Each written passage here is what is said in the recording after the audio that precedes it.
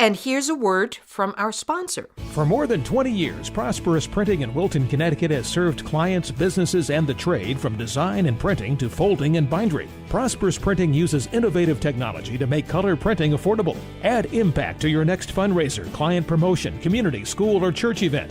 Think of Prosperous Printing in Wilton, Connecticut, offering an exciting promotional product selection, smart, fun, and effective. Call Paul today at 203-834-1962. On the web, prosperasprinting.com.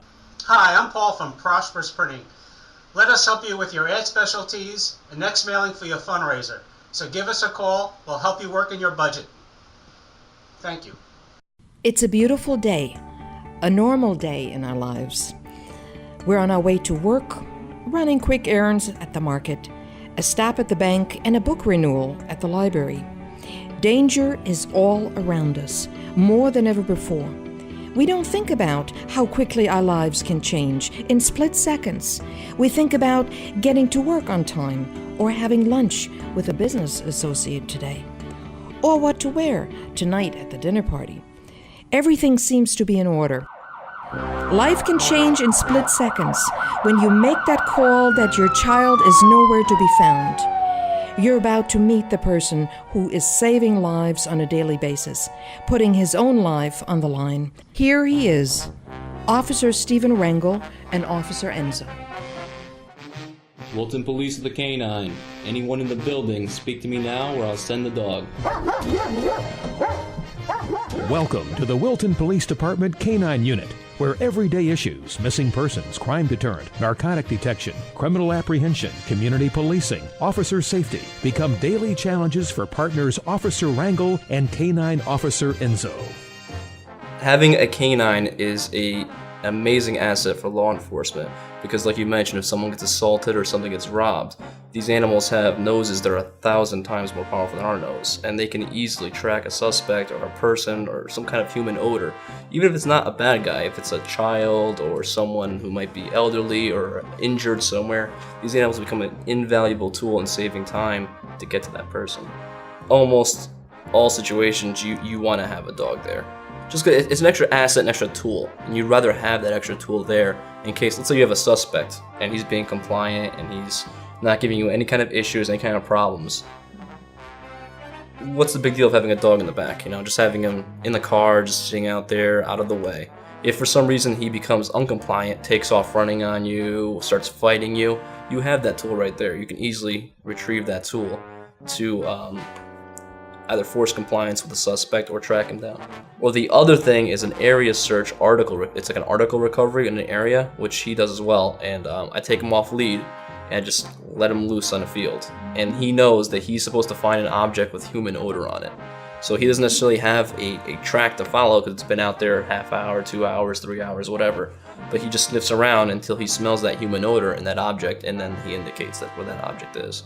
And that's then for like let's say we have a burglary at a house, and we know they took off south into a field, but they're long gone. But we might send them to search the field just to see if any items from the burglary might have dropped in that area. We're going on about 1.5 years now that we've had Enzo. And one misconception people have that I actually find in the community is that everyone thinks that this dog is here just for drugs, just to find narcotics, just to find marijuana, just to find cocaine, things like that. That's not accurate. He has multiple purposes. I feel that our biggest purpose with this dog is tracking. Drugs second. I'd much rather have this dog that if a child goes missing or someone's injured in the woods or someone with either dementia or something like that happens to someone, which we had last week actually. We did a track with someone with dementia. I'd rather have that tool here rather than waiting half an hour for a state police dog or another neighboring jurisdiction's dog or something like that. I'd rather have that tool here because minutes count in that situation, especially like a child or someone, especially with winter coming too. I mean, you don't want someone out there exposed to the elements that long. You'd rather have that tool and that asset immediately so that you can find that person and provide them the care they need. How can you be ready for this 24 hours, if you will? I know you have a shift like everybody else, but still it's about mental readiness, mental preparedness. How do you cope with something like that? Well, I'm glad you mentioned the dog as well, because that's a huge difference from when I was a patrolman to when I am now. I have to look after this animal. He's a dog, and he might do silly things, or he might stray a little bit if you're not there to focus him and keep him on his task. And it's another living thing that you have to watch over and have to protect over, not just yourself. Where before I only had to worry about myself or other officers on scene, now I have to actually worry about this dog too, who doesn't really know that there might be danger. Everything he does is a game to him. He thinks it's all play, and that's how we get them to perform the tasks we need them to perform.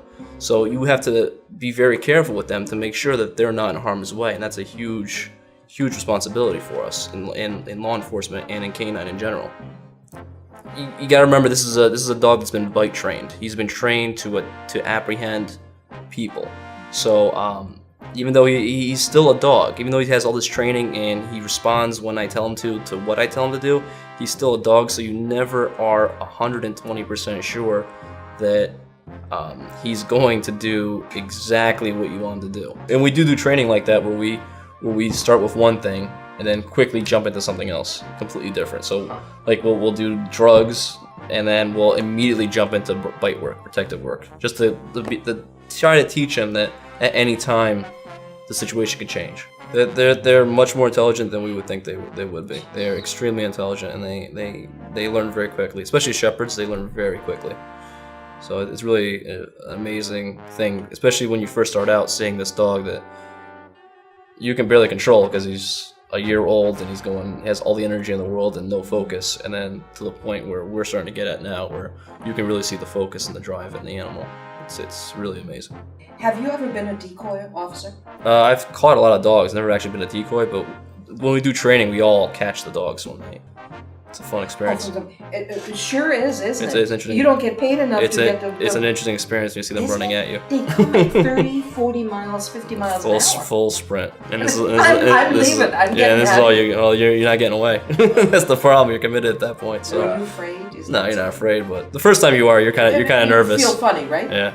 But the more you work with these same dogs, the more you realize what they're capable of, and they're dangerous. They can be dangerous, but they're not killers. They're not these maniac animals that just want to destroy everything. It's like everything we do is a game to them, and they want to play the game. And they realize that is the game, is to grab that arm. We all need money. Every program needs money. These dogs cost a lot to maintain, a lot to train, and heaven forbid they get injured or sick or something like that. It could really eat up a canine budget very quickly. So while I would gladly accept any assistance out there, I would also encourage people to look into their local canine programs as well. Wilton Police of the Canine. Anyone in the building, speak to me now or I'll send the dog.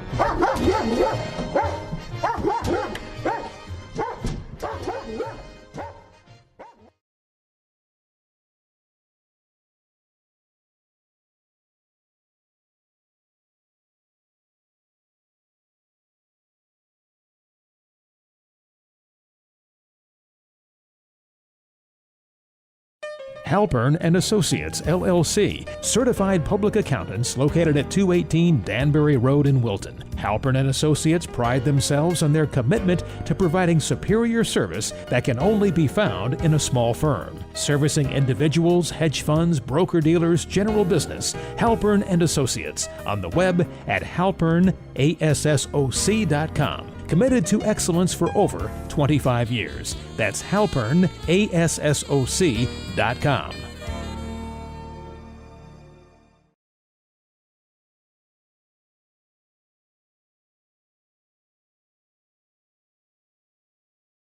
Memory Lane Video Productions is part of capturing precious and important moments in time for all your life's events. May it be at your wedding, first communions, reunion, dance recitals, plays, bar mitzvahs, baptism, or at your conference and employee meetings. Call Memory Lane Video Productions today to discuss your ideas and let them make it happen for you. Memory Lane Video Productions, 203-794-0639. Call today, 203-794-0639. For more than 20 years, Prosperous Printing in Wilton, Connecticut has served clients, businesses, and the trade from design and printing to folding and bindery. Prosperous Printing uses innovative technology to make color printing affordable. Add impact to your next fundraiser, client promotion, community, school, or church event. Think of Prosperous Printing in Wilton, Connecticut, offering an exciting promotional product selection, smart, fun, and effective. Call Paul today at 203-834-1962. On the web, ProsperousPrinting.com. Hi, I'm Paul from Prosperous Printing. Let us help you with your ad specialties and next mailing for your fundraiser. So give us a call. We'll help you work in your budget. Thank you.